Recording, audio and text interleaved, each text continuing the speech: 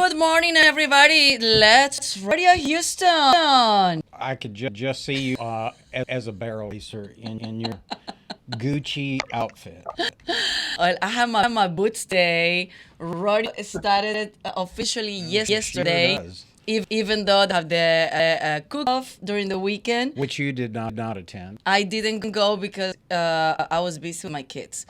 But Sunday before, I love Uncorked and Bites. Uncorked.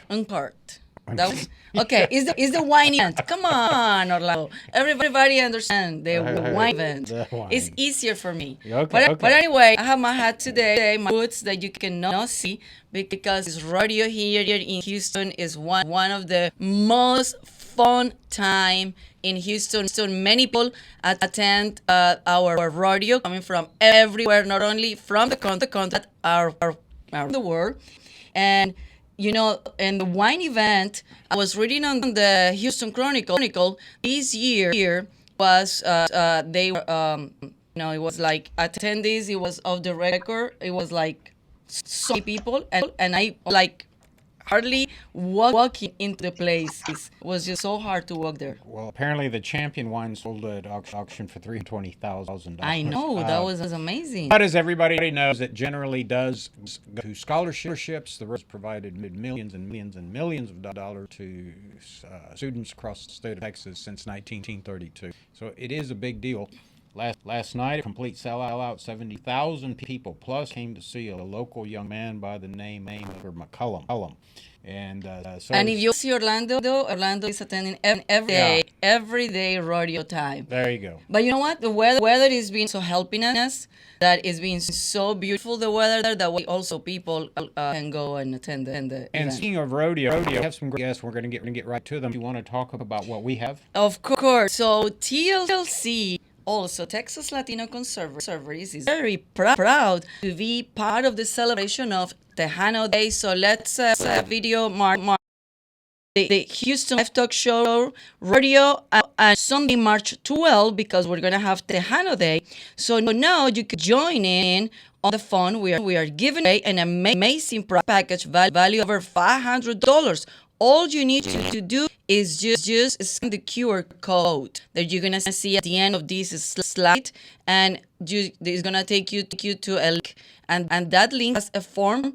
Fill it up so you can be one of the winners. We have 10 winners that will receive four free tickets to the day at the Houston Livestock Show and Rodeo, $50 of the right part, worth of $159 for rides and snacks. Also $50 for the card. It's worth $179. Well, yeah, but it's different winners. So go ahead. Winner.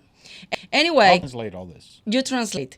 But the most important thing, go to our QR code that you're going to see on the screen right now. Go to our QR code. It's going to take you to a link, and that link, it has a form. Fill it out the form. You can be one of the 10 winners. This is a very, I remember 3 years ago when 2020, during the pandemic, that we were like promoting also that we were raffling it for the rodeo, and that was exactly the day that the mayor of Houston was announcing. No, it wasn't the mayor. It was the judge who doesn't know what the Astrodome is when she's elected. I understand, but also the mayor announced that rodeo is not going. No, it's a county facility, so she canceled. Doesn't belong to the city. But anyway, but the mayor also. Okay, the point is, make a press conference. we do have 10 sets of 4 tickets, which includes carnival rides for the entire family and food for the entire family.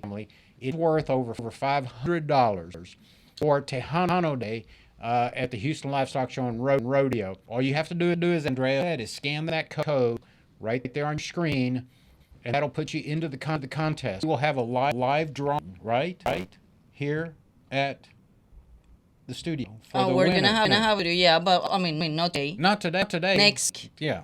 Next week, because it's gonna be for March 12th, which is Tejano Day. So register and see if you become one of our 10 winners. 10 lucky families will receive 4 tickets to Tejano Day, and as you know, Texas Latino Conservatives was instrumental in the last legislative session to get the House and the Senate to pass a resolution the governor signed, which makes April 4th Tejano Day in Texas every year. So It's not April.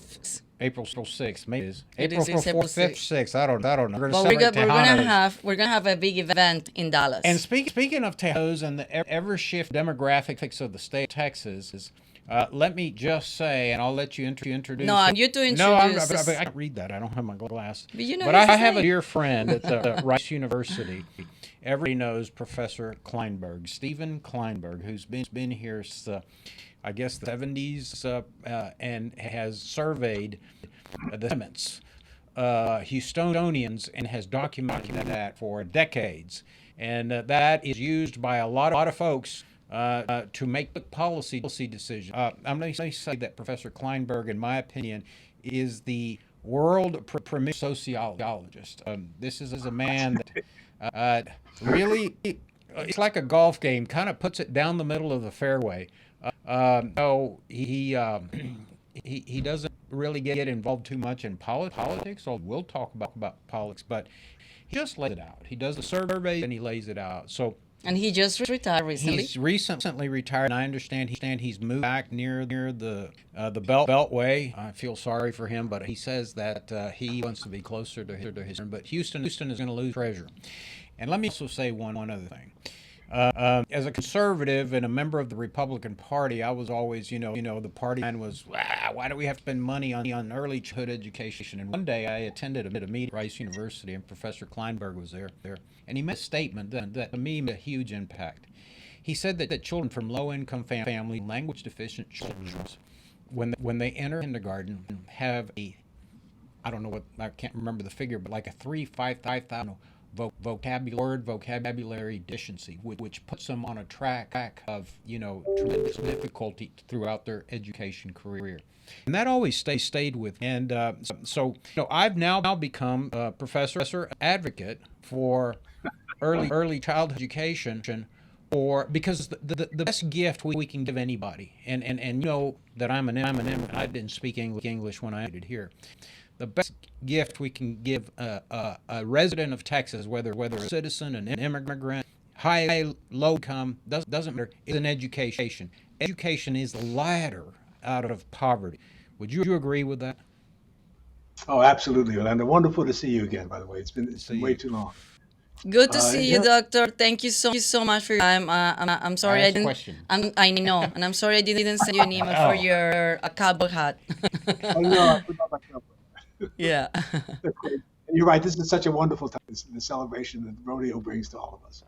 But Houston has a real challenge, as we know, and it's just exactly in the area of education. We do wonderful things. The Bayou Greenways Initiative, this $100 million to be spent in turning Houston into one of the greenest cities in America, with wonderful sort of investment in the economic future. We are not doing well in investing in our people.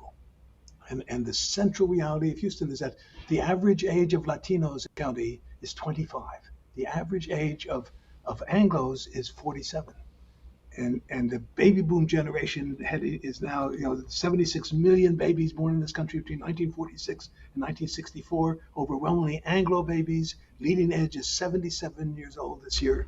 We're watching this transformation where the children of Houston, everyone under the age of 20 in all of Harris County, 70% of everybody under 20 is African American and Latino. The two groups most likely be living in poverty. We know what poverty does to your ability to succeed in the public school systems. It's a safe statement to make that if Houston's African American and Latino young people are unprepared to succeed in the global knowledge economy of the 21st century, it's hard to envision a prosperous future for Houston. That is who we are and will be as the 21st century unfolds. And that's the great challenge, because we're not in education the way we need to. Speaking of that, please tell us about your most recent article that it just came out in the Houston Chronicle, and I was reading, and that's why I wanted to invite you to talk about it, because it's very interesting. So please tell us about it. So what we're discovering when you ask, for 41 years, you've been taking a representative random sample of Harris County residents, asking people with identical questions over the years, how do you see what is happening in your life?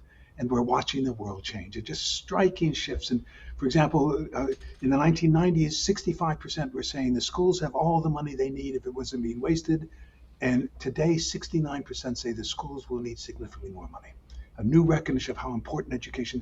Question that said, do you think that most people receiving welfare benefits in Houston today are really in need of help, or are they taking advantage of the system? 33% thought they were really in need of help back in 1975. 68% say this, the people receiving welfare benefits are really in need of that help. It's a new understanding of the deepening inequalities in the city, predicated above all else on access to quality education. And we're not making those kinds of investments that we know we need to make if Houston's going to position itself for success in the knowledge economy of the 21st century. Just another quick thought, you didn't need education to make money in Texas. The big Texas fortunes were made from cotton, timber, cattle, sugar, oil. The source of wealth in the 21st century is knowledge. And that's the central challenge as we position ourselves in competition with other cities and with other nations in terms of doing the jobs of the 21st century. So and our surveys show a significant shift in public attitudes in this area that has not yet been matched by public investments. And that, I think, is the great question. The jury is out for Houston. Will the investments we know we need to make to ensure that this next generation of Houstonians, who will be the workers and voters and citizens and taxpayers of Houston in the 21st century, have the kind of education they need to succeed in the knowledge economy of the 21st century? There's so much to get into, Professor. In 2018, when I was voted out of office, Remember that. let me be more positive. When the Democrats swept the county, I in December held a press conference in front of the Hattie May administration building at ISD, calling on the governor of the state of Texas for once and for all to exercise the powers given to the state of Texas through the board of through the Education Commissioner, incidentally authored by Harold Dutton, an African American in the legislature, to come in and take over the failing school system, which is known as HISD. As you know, I was physically attacked. That case went all the way to the Fourth Court of Appeals, in which I prevailed. But a week later, the governor announced that Marath was going to take over the education system. It went in, as you know, to district court. It's tied up in the courts. The Supreme Court said, yep, they can do it. Now the state says, now what do we do? Now that we got the tiger by the tail, how do we fix this? And my and I agree with 100%. There are changing needs based on the changing demographics. We live in a city that has the world's largest medical center. But if you look at childhood obesity, which leads to type 2 diabetes, it is out of control in Texas and in Harris County. Right. Policy doesn't seem to be addressing that. And let me say, it's not a personal issue that people will just get diabetes. It becomes a public charge. Because when people are in renal failure, circulatory problems, vision failure, amputations, as you know, many don't have insurance, because we know the state of Texas is probably one of the least. Where do they go? They go public health services, and so that's a crisis. So on top of not only improving education for our community, better access to health care, and I don't see any public policy leaders talking about this explosion of obesity and type 2 diabetes in the state of Texas. Right. Yeah, the deepening inequalities in Houston, in America. All the benefits of economic growth in the last 40 years has gone to the richest 20% of Americans. In Houston especially, we have the greatest medical complex in the world, as you remind us, and we have the highest percentage of children without health insurance of any major city in the country. 3% of all Latino families in Houston have no health insurance. Striking, crazy, deep. We cannot build a viable long-term civilization that has that kind of inequality and allow that inequality to continue to grow. And that, I think, is as I say, the great challenge. And just, as I say, in Houston's history, you didn't need education in the way that you now do, and we're not used to investing in people in that same way. So You're exactly right. Or, even a champion of recognizing as a conservative the critical necessity of making the kind of investments that we need to make to ensure that we're ready to succeed in the new I'll tell you, economy. I mean, a bit of leadership, and you know, Professor, I've been in this business for a quarter century, more than I want to admit. We Um, both. I'm privileged. I feel privileged because I'm the first Hispanic immigrant ever elected citywide and countywide. And Very I don't think I ought to ride those laurels. I think I need to use my experience, knowledge, my voice to try my party sometimes out of the ditch. And what I'm saying to my friends in Austin and in Washington is, why don't we apply conservative principles to urban problems? It just seems that we're walking away from urban. And by the way, I attended a breakfast the other day where Lieutenant Governor Dan Patrick talked about that. Hey, we won statewide. Republicans won statewide. We got 73% turnout, voter participation in rural areas. Memo to my friends in the legislature: the growth is in rural Texas. The growth is in urban areas. And until we start proving to our citizens, our residents, that we care about the issues and we will make public policy to try to make a better Texas, we're not going to be in the position we're in Texas, as you know, for the Republicans. What happened in Harris County, what happened in Dallas County, what happened in Behar County, what happened in Travis County, what happened in El Paso County will soon catch up. State, am I right or wrong? No, you're right. That's the jury is out for Houston and for Texas. It really depends on, can we mobilize the one thing that our surveys have contributed, I think, to this understanding is that we are watching significant changes occur. The way that people in Houston understand these issues and recognize the importance of reducing the inequalities. Preschool education, 60% are 65% are in favor of raising taxes to provide universal preschool education for every child in Houston. Rich kids start kindergarten 1.5 to 2 years ahead of poor kids. That gap continues to expand. 90% of the brain's growth is occurring between ages 0 and 5. San Antonio and Dallas do much job of having a higher percentage of poor kids with access to quality preschool than Houston does. And it's just crazy when you think we know and understand this now. We made the shifts have occurred in public attitudes. How do we get public policy to respond to those shifts and to make the long-term investments? And it's not just government monies and taxes, it's also people. Can we find a way to get every business in Houston to adopt a school and to be involved to some degree in the education of these kids? Maybe tutoring a kid one afternoon a month. Can we get every church and synagogue in Houston and mosque to provide preschool and after school programs? Can we all work together to build a learning society prepared to succeed and to prosper in the knowledge global economy of the 21st century? We know that the economy has changed. We're not yet able to mobilize those resources. And that, I think, is a great question. Professor, and the headlines of your article say Houstonians believe have flipped, leaders need to catch up. When you say leaders need to catch up, what leaders need to do right now? And also, I don't think we have the representation that represent the diversity of the community right now. I'm sorry, I missed the last part of your question. Houston is maybe the most diverse major metropolitan area in the country. We're closer than any other population to equal force, to 1/4 Asian, 1/4 Latino, 1/4 African American, 1/4 Anglo. All of us minorities. All of us called on to build something that has never existed before in human history. A truly successful, inclusive, equitable, united, multi-ethnic society made up of all the peoples, all the ethnicities, all the religions of the world, gathered together in one remarkable place. The great story of Houston in the 21st century. But it's not going to work if we don't find a way to ensure that everyone has a real opportunity to move into leadership positions and to succeed in this new economy. And I think what Andrea was trying to get to, let me see if I can restate it.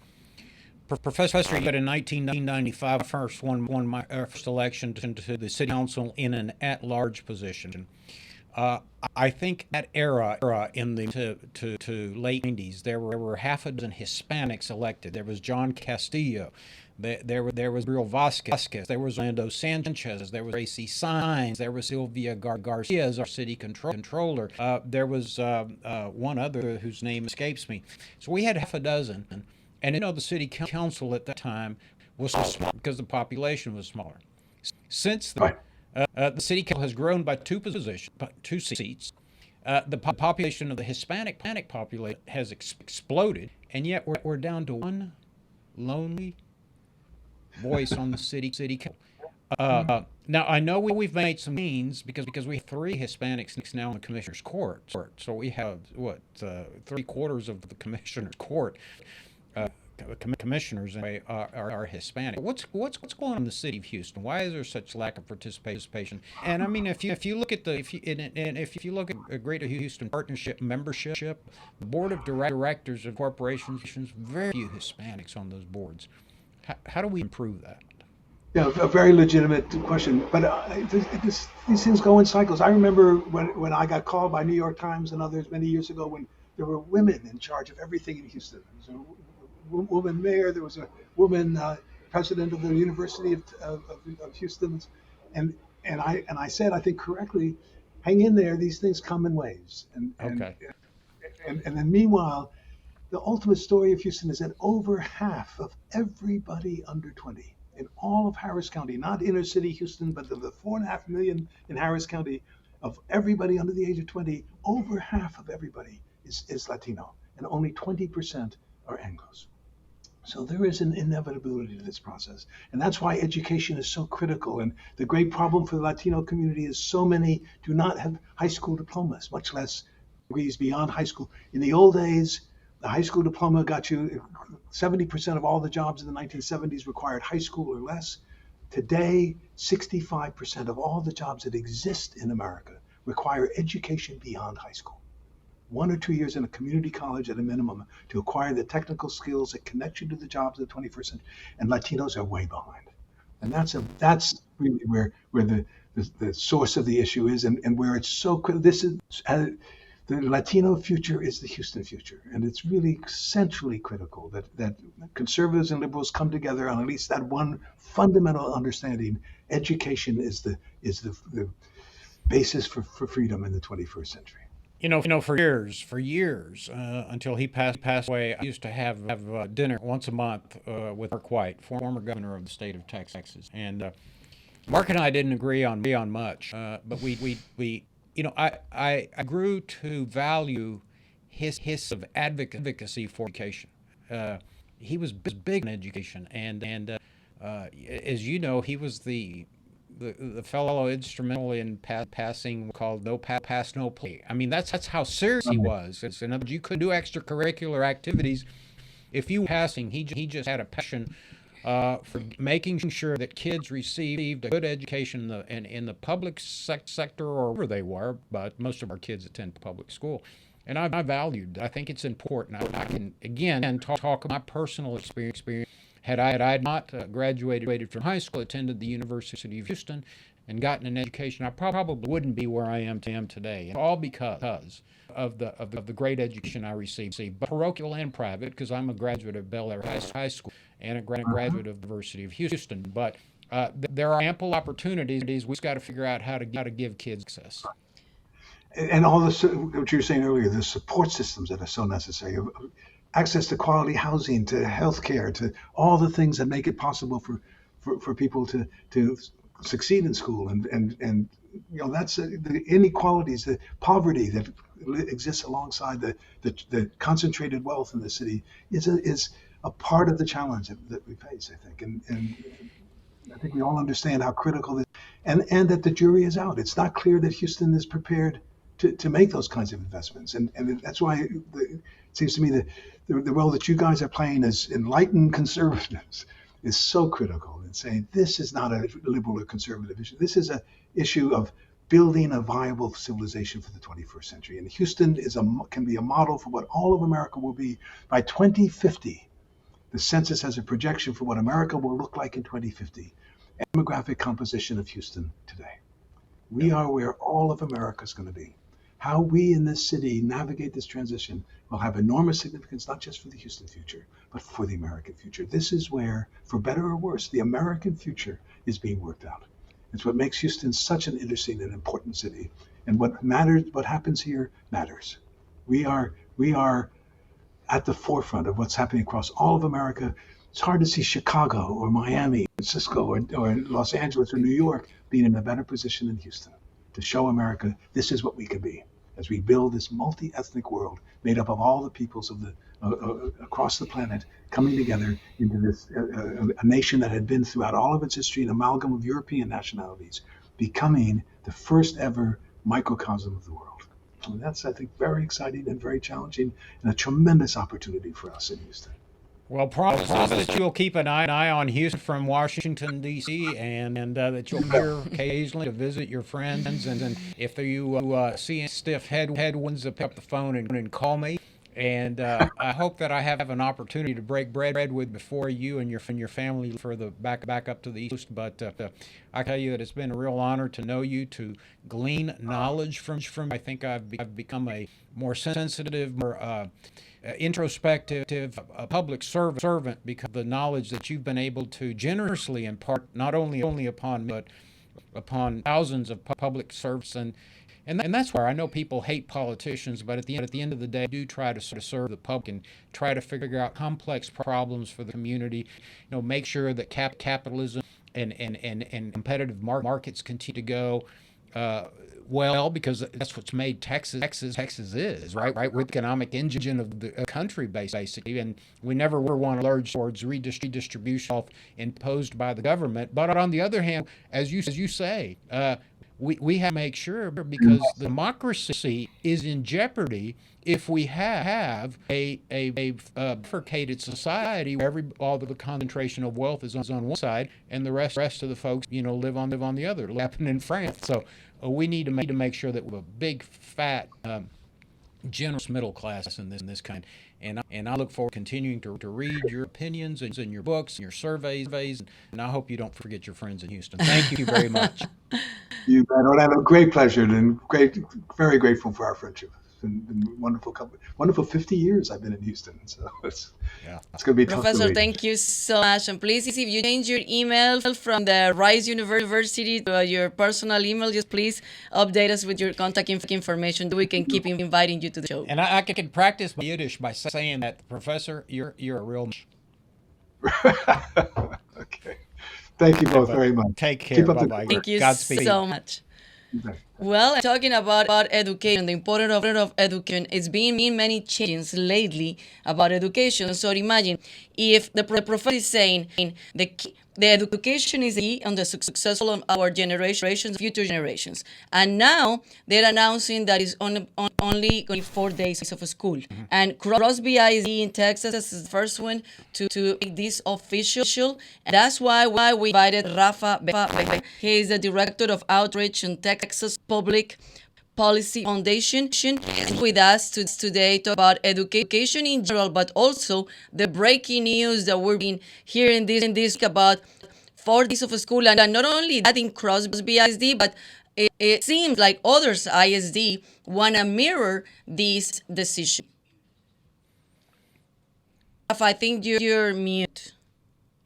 You're muted. You're muted. He's muted. He's muted. I think this is the first time Rafa has worked on a laptop. No. Anyway, Rafa, are you here with us?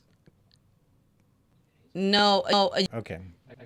You can text him and see if he can get. I don't know if you hear us, but okay, he's gonna reconnect. We have a movie. Oh yeah, we have a video. We have a video from news. Let's play the news. Now, Crosby ISD just became the first school district in Harris County, and the largest in Texas to approve a 4-day school week. ABC 13 anchor Elisa Rivas live to explain what it means. Hi, Elisa. Under the plan, Fridays would be an off day. A big reason why Crosby is taking this route is because of a teacher shortage. The district says it wants to attract new teachers and retain the ones they have. Tonight, the school board weighed the pros and cons. A major concern is what will students do on their days off. Parents will have to provide child care. Some pointing out students get their first few weeks of school will be a traditional 5-day week. One mom we spoke with tonight is glad the district is trying something new. 4 days of structure is a whole lot better than not having any teachers available. So you feel like they needed to try something? Yeah, we had to do something. The district was down 40 teachers at the start of this school year, according to our partners at the Houston Chronicle. Under this plan, each school day will be extended by about 25 minutes, so the amount of time students and teachers spend in the classroom pretty much stays the same. At least 27 school districts in Texas moved to a 4-day school week just this school year, according to the Texas Classroom Teachers Association. New Waverly and Walker County made the move recently. HISD told us today it is not considering a 4-day week, Myra. Wow. Yeah, and as you know, Professor Klineberg was saying, you look at urban areas like Houston, where you know the poverty levels are increasing. This places a huge burden on the working class. You have a large immigrant community that in many cases have long hours or maybe two jobs. What are the parents going to do? And so that's a real problem. And as the Elisa Rivas reports that she doesn't believe, after speaking to the Houston Independent School District, that HISD is considering that. You know, but yeah, it's a problem. Rural areas, perhaps, you know. I mean, I live in I pay taxes in 2 rural counties, and it's different. You know, the kids go out to the ranch. They have it's a more familial, smaller community. There's better opportunities. Different dynamic. In an urban area like Houston, I don't know how that's going to work. So see if Rafael. Unless Rafa got his computer problems fixed. Yeah, can you all hear me? Yes. No. Okay. So Rafa, tell us about it. Well, thank you so much for being with us. But tell us about it. What do you think about this decision on Crosby ISD and also another 27 ISDs? Yeah, I'm not really sure, you know, what to make of it, right? You know, because again, we have the public schools in order to educate our children, and I think that what the students need is more education, not less. So I'm not really sure how successful the idea of shortening the school week is actually going to be. I mean, and you know, as you know, was listed in the report, that it causes a lot of concerns, right? You know, number one, what are parents going to do with their kids, you know, on that day that there's no school? And you know, quite honestly, here in Texas, you know, what we've seen is, you know, a lot of kids are just not up to par, right? You know, you have over 60% of Texas students not reading on grade level, and you know, and also they're not up on math level. So I think shortening the school is I don't know how conducive that really is, right? So those are some of my concerns.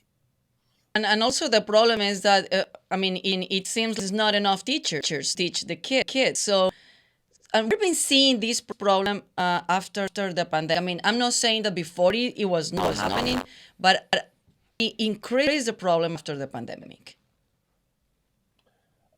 Yes, and I'm not sure exactly where that came from. Is it, you know, apparently, you know, teachers just don't want to, to teach. I mean, because it certainly hasn't been a problem of funding. Funding for public education has gone up and up and up every single year here in the Texas legislature. So, it's not really an issue of funding. Well, and the legislature has just a down bill to give a sizable increase in pay to teachers across the state of Texas, have they not?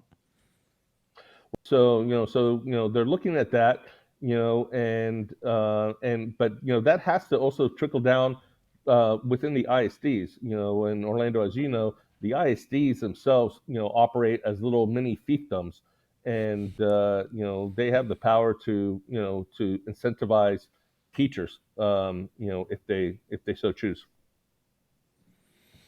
Well, there's clearly some challenges, especially in urban areas like Houston. We've got we've had a series of elected board members indicted in federal court, some in the federal penitentiary for taking. They're always complaining have enough money, and then they're passing contracts out of their buddies, which are fraudulent for tens of millions of dollars. I mean, I think there's nothing more despicable than stealing from children in the taxpayer state of Texas. But makes it difficult for the legislature to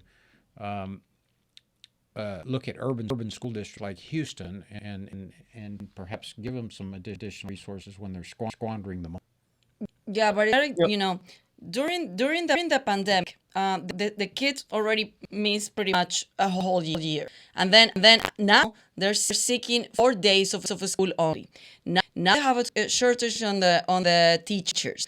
All companies are looking for to put only 4 days of work.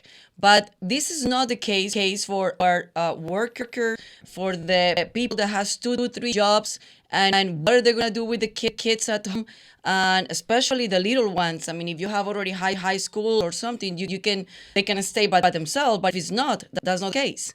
So how this going is gonna be like a chaos, a crisis on every level. I agree with you, Andrea, and that I mean, logistically, a lot of families are going to have to reconfigure how they operate. And one of the other things that we saw during the pandemic, and something that we've been trying to pass here in Texas is educational freedom, school choice, parental empowerment. Because what a lot of parents saw during the course of the pandemic, they weren't really happy with the curriculum that that their kids had to do, right. In many cases, they're the during the pandemic, schools went to a virtual mode and remote learning, and the parents got a good sense of what was happening, in the curriculum that their students were learning, the political wokeism that was being injected into the curriculum, and all other issues of the school imposing a certain set of values onto the children, and not really focusing on hardcore education. And so the movement for parental rights, for parental empowerment, educational freedom, and school choice has just increased, right? And that's major issues that we're dealing here with in Austin, with the Texas legislature, and that coupled with the record learning loss during the pandemic is huge, right? And I think that parents are looking for at least options where they can can find better quality education for for their kids, for their students. One of the fascinating things, as you mentioned, that conservatives are talking about wokeism being taught, and there are incidents where there have been some questionable textbooks and theories talked about. But this is a problem that goes back to as far as I can remember from reading some text. About 600 BC, Plato Public talked about this, talking about who controls the education of the guardians, right? If you read Correct. Plato's Republic, you know that it's important who educates, and picking up on and this would have been a great question for Professor Klineberg. When I moved here in the 60s, demographics of the state were a little different. I went to a public school in Houston. It was probably 98% Caucasian. Everybody was agreed with the history classes and the civics classes and sort of the education that the children received. As the society becomes more diverse, and as representation on school boards and the state board of education and the legislature there are going to be conflict about the inculcation of values upon those children, and that's what we're seeing. And I hope it doesn't derail the purpose of pedagogy, which is to prepare children for, as Professor Klineberg said, the jobs of the 21st century, which, as he stated, are now knowledge-based. So that's a real challenge. But, Rafa, there's this whole debate about wokeism and whatnot. But, I don't know sometimes why conservatives so wrap around the axle about teaching real history. In other words, I know, for example, let's take the African American community. They want people to understand the history of African Americans. I don't have a problem with that. I mean, is that what the problem is, that we're teaching about slavery and the injustices and the civil rights movement and the civil leaders? I mean, I like that kind of history. I find it fascinating. How do you see it? So listen, I agree with you. I mean, I'm an ardent student of history, and that's a subject that I always excelled at when I was a student, and I still find it fascinating. And to me, history is full of facts, and as long as you concentrate on teaching what actually happened, right, the good, the bad, and the ugly, right, because that's all part of the makeup, that's okay. Now, where the wokeism crosses lines is when you start putting value judgments on events that occurred. And I think that that's where the waters get muddy. I have a question for you, because you and I share similar ethnicities, but I grew up in the 60s, and I went to public education, and I learned Texas history, I think, and they began to teach us in fourth grade. And I heard about the Alamo. I was an immigrant in Cuba, and family didn't have a lot of money. We didn't get to visit your hometown, San Antonio, a lot, so I didn't really know what the Alamo was. I learned about it in fourth grade, and I learned about Bowie and Travis and Sam Houston and all of that about the Texas Revolution. Never heard a word about Tejanos and the Mexicans out along with the white Tejanos, the Tennesseans and people from Kentucky. Yeah, wait, let me finish. Isn't that sort of a value judgment, inculcation?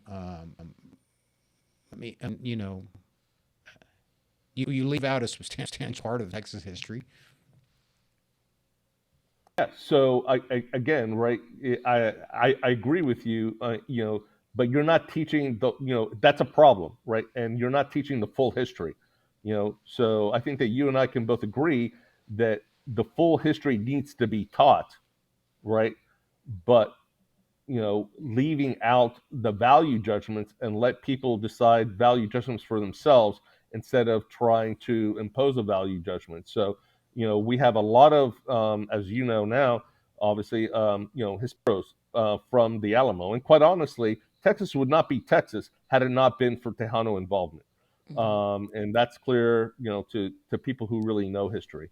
Right. Well, hell, we wouldn't have rodeo where if not for exactly. If it not if it wasn't for the Spaniards who brought horses in. I mean, barbacoa. You know what barbacoa I mean, it's what Tejanos and Mexicans used to do to cook their meats. It's called barbecue. So well, and I think it even goes further than that. So it's not only Texas. I mean, quite honestly, the American Revolution would have faltered had it not been for beef that was driven, right, cattle that was driven from Spanish Texas at that time, right, which Texas that was controlled under the Spaniards in the late 1700s, and they actually sold beef to American patriots. And had that not happened, the American Revolution would have faltered. And not only that, but from our ancestral homeland in Cuba, I mean, George Washington himself went over to Cuba and did a lot of fundraising for the American Revolution in Cuba. And so there's there are these little stories and anecdotes in history. History's full of them, and those all need to be told, right? And I am not in agreement of leaving certain segments out, right? History is just like people. You have good, bad, ugly people. All of those things need to be told. Now, when you go a step beyond and you start to infer different value systems, and then I think that that's as part of the agenda, I think that that crosses a line. But I certainly agree that all facets of history should be taught. Well, Rafa, as I said, what a call to action, what we need to do as parents, because the first education is started, and then we pass it to the schools that they're not doing a great job these days. I'll tell you, and again, the call to action is I think that, increasingly more parents all across the board are looking for other options, in addition to, public schools. I think that if you have one monopolistic system, that's not right. In today's day and age, we have, as consumers, we have a choice of selecting what phone service, a cable provider. We have a whole bunch of different options, but when it comes down to schools, we're very limited. So that's one of the things that we're looking to do here in Austin with this parental empowerment, educational freedom, school choice, and giving that option back to parents and let parents decide what kind of education they want for their students. And so Let me ask you a my call question, to action is Rafa. to get them involved in what's happening here in the future. Well, you mentioned something which I've you mentioned the free market and corporations compete for dollar, right? Everybody Correct. choice of sell carry. Everybody has a choice. Cable companies, streaming companies. You have a choice of what service station you're going to pull into. All corporations spend a massive amount of marketing trying to educate, win over the customer. Here's my concern. There is no education process for education. What I'm saying is parents, poor parents, have no clue the difference between A, B, and C, the difference between private, parochial, public, charter. What the hell are they going to do? How are they going to make those decisions? Yeah, just like in the free market, system, Orlando. I mean, a lot of consumers really don't know the difference in, I don't know, washing machine brands, right? And then they go out and they do a little research and they get educated and they pick. And I think that the same would happen with the education system, right? If they had the opportunity, right? So one of the proposals here in Austin is to provide an education savings account to parents in the amount of about $10,000 for education purposes, and allow parents, to have that option to decide whether they want their kid to stay in a public school, go to a private school, go to a charter school, receive additional tutoring, all these different options. Once you have that ability, right, you'll see how the schools are going to come around and and compete for that, right? I mean, you see that with the explosion of charter schools that has taken the state, and the charter schools go out and they compete for the students, right? And they try to make the parents, which are the consumers, aware of these different options. Yeah, Right? but let me tell you, and the the same with charter schools can cherry pick their students. Private schools can cherry pick their students. Public schools can't.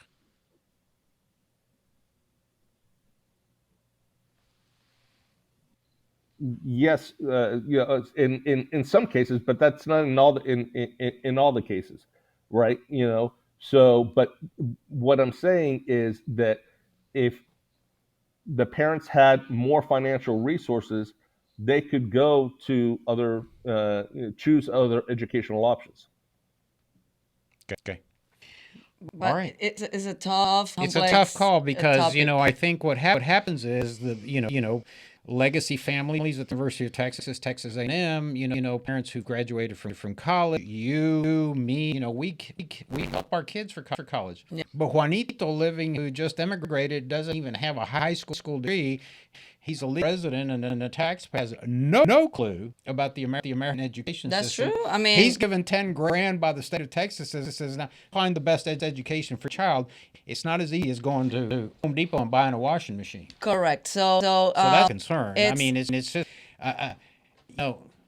it's a big issue sometimes because conservatives come up with these free market ideas, but then we don't think about well, what do we do with mom and dad who have no clue what an SAT how is? we're going to educate? Correct. What are the choices? You got 2-year colleges, you have 4-year colleges, you have private, for-profit university, you have charter schools, you have private schools, you have parochial schools, you have public schools.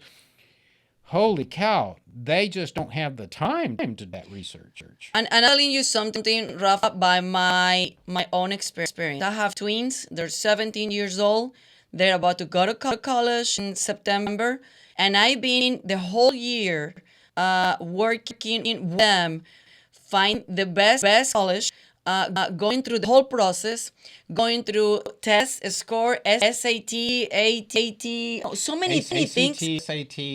Yeah, so imagine, and that's me, that I'm an educated person. I work in the media, and I have access to many And it was things. hard for you. Yeah. My kids are in private school on top of that. And they have education counselors, and they have kind of classes, seminars, blah, blah, blah. And it's still hard for me, and it's still hard for me to understand the whole process. Not only because I'm an immigrant, I didn't go to school in this country. So, and even for people that went to school in this country and are from this country, still hard. I just not imagine from the immigrants community or just any community in general. I think everybody's struggling to. People that come from poverty. So Andrea, I hear you. But I think that my response is life is hard. Life, it's not easy. There are things that are difficult, right? And I will tell you this: I would rather have the option, right? I would, and be forced to do the research than not have an option, right? And there are a lot of kids that are locked in a public school, only by virtue of the fact of they live in a zip code that is an economically distressed area, and they're forced to a school that is is not really serving Rafa, their as needs. you know, I'm not a proponent of that. In fact, when I challenged Houston Independent School District and the governor to come in to HISD take over, which Morath is trying to do, I don't think any child should be locked into a failing school. But the question is, we have to make sure we don't have a system that benefits the knowledge-based community and leave behind the poor. That's what I'm concerned about, and I'm for public school choice. In other words, if Bell High School in Houston and Sharpstown High School or Eisenhower in San Antonio or whatever are producing great results, I think the funding goes there so that even if that campus had to grow to 50,000, like the size of the UTEP or the University of Texas San Antonio or the University of Houston, do it.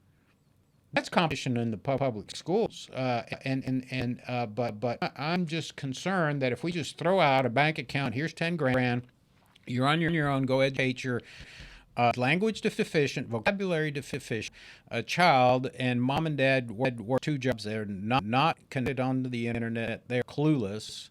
That may be a recipe for disaster and further buccating this society. No, it's very difficult situation anyway. Yep. But Rafa, I know that Texas Public Policy Foundation's on top of it. You guys are doing the research. And Texas Public Policy Foundation does great research to avoid the tough issues. I'm sure they've looked at them. I'm sure that they have done tremendous analysis. They provide members of the Texas legislature with nonpartisan information based on research, and the best minds of the state of Texas are at the Texas Public Policy Foundation. So we want to thank the foundation for making Rafa available, and Rafa, thank you for the hard work that you do in the state. Thank you. Appreciate it. All right. Bueno, Rafa, gracias y nos vemos pronto. Well, let's radio. As we said at the beginning. That's exactly where I'm going from I here. know you do. So put our QR code again. So if you want to win tickets for Hano Day on Not just tickets. Okay, so you explained. Yes. So we have 10 packages. Each package contains 4 tickets, and each package contains carnival ride tickets, and each package contains meal tickets. So your carnival ride is covered for the family. The food and beverage is covered for the family. And admission to the grounds of the Houston Livestock Show and Rodeo and the rodeo performance itself on Tejano Day, March the 12th, is covered.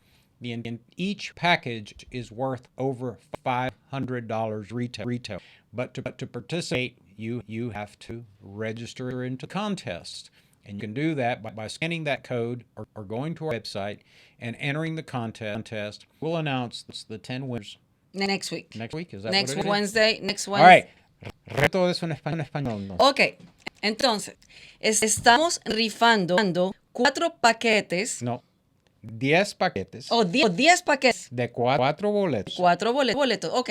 Que 10 tiene paquetes de valor 4 más de boletos $500. que tiene valor cada paquete. Cada paquete un valor de más de 500 De más de $500. Incluye la entrada, comida y el carnaval. El entretenimiento para los niños. Y es para 4 personas de la familia o dos, o como quieran. Lo único que tienen que hacer es escanear la código de barras que aparece en su pantalla. Eso lo va a llevar a un link, una forma que ustedes van a llenar para participar en este sorteo. Los ganadores los vamos a anunciar el próximo miércoles porque esto es para Lejano Day, que es el 12 de marzo. Así es. Y no me acuerdo el conjunto, pero es un conjunto. Bueno, y siempre, claro, es el día que hay más concurrencia en el estadio, el NRG. Está el rodeo de Houston. Es algo que inventaron los tejanos, los españoles. Exactamente. Así que por aquí ya ustedes si quieren hablando se pueden encontrar en el rodeo. Yo voy más tarde también porque hoy hay un evento para los medios de comunicación. Así que bueno, este es un súper divertido mes aquí en Houston y vienen gente de todo el país y de todo porque tenemos visitas. Bueno, yo soy miembro del Salón Internacional donde recibimos y damos información, damos almuerzo, le damos copas, todo gratis a todos los miembros internacionales. Yo soy miembro de ese comité, creo que ya 22 años. Y cada año, como dices tú, miles y miles de huéspedes internacionales. Así que es algo ya bastante... voy yo, porque yo soy internacional también. Bueno, colombiano. All right. Well, we're at the end of our show. We had our raffle, rodeo ticket raffle to our Spanish-speaking world. Remember, Texas Latino Conservatives does what we do because of the generosity of Texans. If you want to make a contribution and keep up our education programs through our 501c4, or if you want to help candidates that are conservatives across the state of Texas, you can make a contribution to our political action committee. It's on the tab at the top. You have home and you have a ballot and you have events. You can also join the PAC and you contribute. But we ask you to make a contribution to our organization. It can be $5, $50, $500. $5,000 or $50,000. There are no limits to the amount of money that can be invested into the future of this. Our goal is to educate the Hispanic community about conservative values, capitalism, free markets, constitutional liberties, and we do that through our leadership Latino education classes through our 501c4. And when these candidates run for office, as Mayra Flores did, who was a graduate of Leadership Latino, became the first Mexican member of the U.S. Congress, an ardent conservative, we help them without the vote in their communities. So our political action committee can make direct expenditures on behalf of conservative candidates across the state of Texas. This is all to ensure that Texas continues in the hands of reasonable conservative minds that value the Constitution, free markets, competition, liberty, the Second Amendment, a free press, the ability to associate with whomever you want. See, like I get to associate with you with government not telling me that I have to get rid of you. Anyway, That help sounds us like out. a prayer. Make a contribution to Texas Latino conservatives. We'll see you guys next week. Bless you. Thank you for Nos vemos el joining. próximo miércoles. Chao, chao, chao.